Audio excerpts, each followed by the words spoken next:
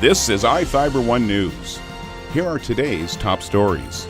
Grant County Sheriff's Deputy Jose Rivera is returning to work after pleading guilty last month to unintentionally shooting his wife in August. Confluence Health hosted the 2018 Concussion Summit at the Wenatchee Convention Center. Moses Lake Chiefs baseball got their season started off on the right foot when they dominated visiting Graham Kapowskin. The Wenatchee Wild head to their home ice for the third and fourth games in the league's semifinals. From the iFIBER 1 newsroom, this is iFIBER 1 News, and it starts now. Grant County Sheriff's Deputy Jose Rivera is returning to work after pleading guilty last month to unintentionally shooting his wife in August. Sheriff Tom Jones announced on Monday he decided Rivera would resume his duties as a deputy. Rivera was given 48 hours of community service after pleading guilty to reckless endangerment. 2 felony charges of third-degree assault were dismissed as part of a plea agreement. Jones said a gross misdemeanor conviction does not preclude Rivera from returning to duty. Jones added Rivera will be making 15 public presentations on firearm safety as part of his community service. Rivera had been on paid administrative leave since the August 9th shooting at a Moses Lake home. Both Jose and his wife, Sydney Rivera, said the shooting was accidental. According to court records, Jose Rivera was dry firing a new gun and told investigators he didn't realize a round was in the chamber. He was pointing the gun at his wife when he pulled the trigger. The bullet hit Sydney Rivera in the right arm and into her chest. This segment is brought to you by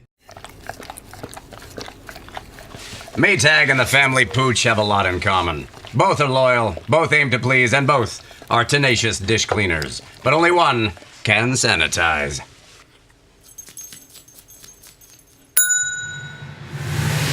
Maytag, what's inside matters. Maytag Appliances, now available at more furniture in Ephrata.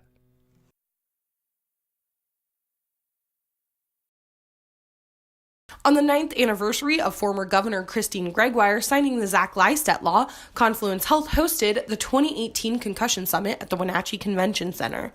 The summit, heads up on concussions, lessons from the frontline, featured a sports physician, a lawyer, and a concussion survivor who all had a heavy hand in the legislation that is now in place regarding concussions in athletes. Guest speaker Zachary Lystedt continued to play in a junior high school football game after receiving a concussion. At the end of the game, Zachary collapsed and was life-flighted to Harborview Medical Center, where he went under a series of surgeries to save his life. I received and delivered many more hits as I played a fullback on offense and linebacker on defense. We had over 60 kids on my team, but I played all the time. It was probably because I was pretty good. I will continue to try to recover from this injury for the rest of my life, and I often wonder, was one game really worth it? The Lystedt family, along with a legal and medical team, worked hard to pass the first national legislation to outline what coaches, players, and physicians should do when a concussion is suspected. The state of Washington was the first to pass the legislation on the matter, May 15, 2009, receiving unanimous votes from the House and the Senate and gaining a signature from the governor. The rest of the states shortly followed suit. The summit was ended with a question and answer forum, and for more information about concussions can be found on the link below. I'm Madison Meyer with iFIBER 1 News. This segment is brought to you by Your taste buds bored? Well, then bring them to Jay's Teriyaki. Not only does Jay's have a variety of teriyaki dishes, they also offer mouth-watering salads and sides. Call Jay's 509-764-5155. Jay's Teriyaki, located at 123 East Broadway in Moses Lake, because it's all in the sauce. Moses Lake Chiefs baseball got their season started off on the right foot when they dominated visiting Graham Kapowskin in a 7-1 victory yesterday. Moses Lake didn't waste any time getting ahead, scoring 3 runs in the second inning and holding on to that lead the whole game. A single run in the 4th inning marked Graham Kapowskin's only score. Moses Lake has played Graham Kapowskin in the season opener every year since 2014, but has never won until this year. In the final inning, senior Ezekiel Ochoa set the tone by striking out the first batter and ending the inning after just 4 at-bats. it's a hard thing to do sometimes because when you do get up really far, you're going to get that kind of relaxed mentality, and you're going to want to go out there and just be done with the game, but you got to be focused throughout it all, otherwise anything can happen in baseball. They have to go back right there. Chiefs play at Larson Playfield again this afternoon at 1 p.m. against Woodinville. I am Adam Chikoski for iFIBER 1 Sports.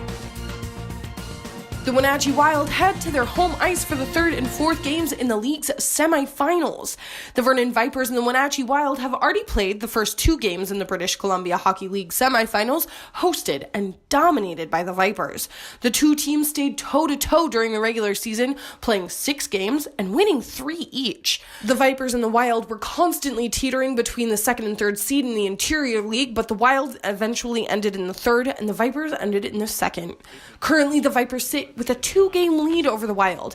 Game 1 ended tragically for the Wild with a 7-1 score, and while there was some redemption in the second game, the Wild still saw a loss with an end score of 3-1. Game 3 will be held on Tuesday, March 20th, and Game 4 will be held on Wednesday, March 21st, both at 7 p.m. in the Town Toyota Center. In the best out of 7 series, the teams have Game 5, 6, and 7 planned if they are needed. For tickets and more information, call the Town Toyota Center or visit their website. I'm Madison Meyer with iFIBER 1 Sports. This is iFIBER 1 News. For more information on these stories and other news, visit us online at iFiber1.com or check us out on Facebook.